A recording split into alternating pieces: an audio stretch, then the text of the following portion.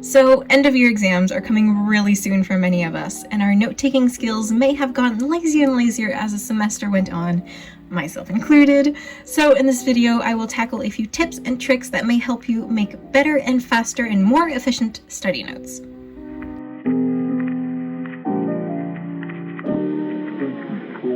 Note-taking looks different from person to person. Some are highly detailed, they almost look like essays, and some are a lot more sporadic and they kind of look like mind maps. My style of note-taking falls between those two extremities, and most of the time my study notes look way better than my quick in-class notes, because I take more time with them, obviously. My first main tip that applies to both study notes and class notes is to make yourself a code, or a legend if you will. This will easily help you organize yourself and study of topics. So first off, I start with my main subject, and then after that, I have my subsubject / general fact of the main subject, and then the small details, and finally the examples. I find this trick super helpful because it really helps your notes stay a lot more legible and break up the big wordy paragraphs. It makes it more like a dictionary, so you find the subject that you're looking for, and then you have more information underneath and examples. So definitely try implementing this if you can. I really cannot stress this enough. I really recommend this trick just because it really helps you stay organized and, again, easy to read notes and a lot easier to find information. Tip 2 is to keep your sentences short. Well, actually, don't even write full sentences at all.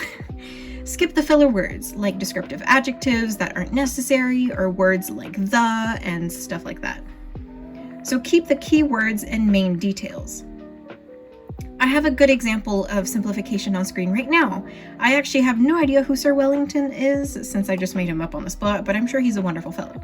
So basically, instead of Sir Wellington lived in a beautiful large Victorian home in the east side of the United Kingdom, just shorten it to Sir Wellington, which is the main subject, and then underneath, which is one of the main details, etc., Big House, East UK. Simple as that. You don't need to know that he lived in a large, beautiful Victorian home unless it is extremely necessary to his person and history and information, etc. The third tip relates to the previous one, and it is to use as many abbreviations as possible in order to shorten your sentences and save time by not writing full words. There are the classic abbreviations that everyone knows, but don't be afraid to make your own. I do this a lot. I have my common ones on screen right here.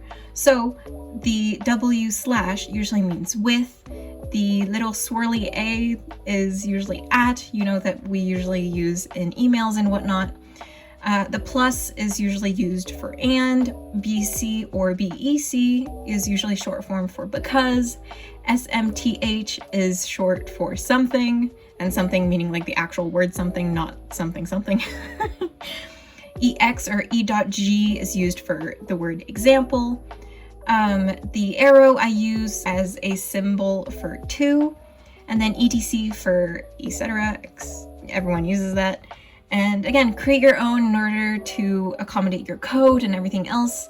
This, again, makes it a lot easier to organize yourself and your notes, and again, to shorten your sentences. So yeah, abbreviations are super helpful when it comes to speed and efficiency. Fourth and last tip, color coding. I know I say this in like every single video, but I really mean it. Using colorful supplies for little reminder notes or to attract your eyes back to a certain area to revise later on is super helpful when it comes to studying. I definitely recommend using sticky notes, like the little tabs to point something out, and this is something I do a lot, using big sticky notes to write your questions on. I love this trick because it is a good reminder to check back and make sure to be able to answer that question while studying. In the end, you can also compile all of these sticky notes with the questions, and it can become like a kind of study question / flashcard situation to make sure that you know all the answers to the questions that you've had in the past on that subject. So I definitely recommend this trick if it works for you. So basically, to summarize my 4 tricks, create yourself a code or legend so that you can quickly organize your notes as you write them. Remember to stick to the main details and key words. Get the bigger picture, not every single puzzle piece. Abbreviations are a good, quick freebie for everyone. And finally, color coding helps keep things organized and of course is fun to look at. I really hope some of these tricks were able to help you, and let me know if they work for you. Do you have any other study tricks? Comment down below. I'd love to know if your tricks could work for me as well. But do remember that everyone is different and these may or may not work for you, but you can't know unless you try them. So please let me know. I wish you all good luck with your tests and exams, and hopefully this video at least inspired you to start studying. I know, I've been there myself. So thank you so much for making it all the way to the end, and I will see you guys again soon. Bye guys!